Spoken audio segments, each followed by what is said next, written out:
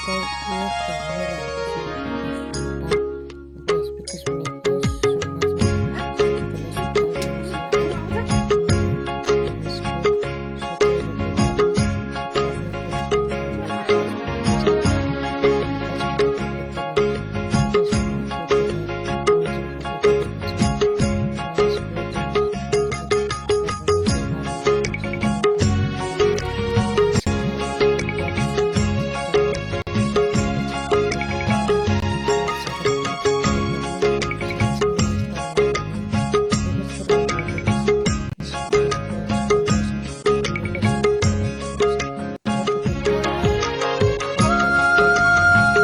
सुधार रहेको हुन्छ।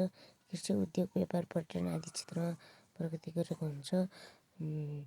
प्रति व्यक्ति आय न्यून रहेको हुन्छ।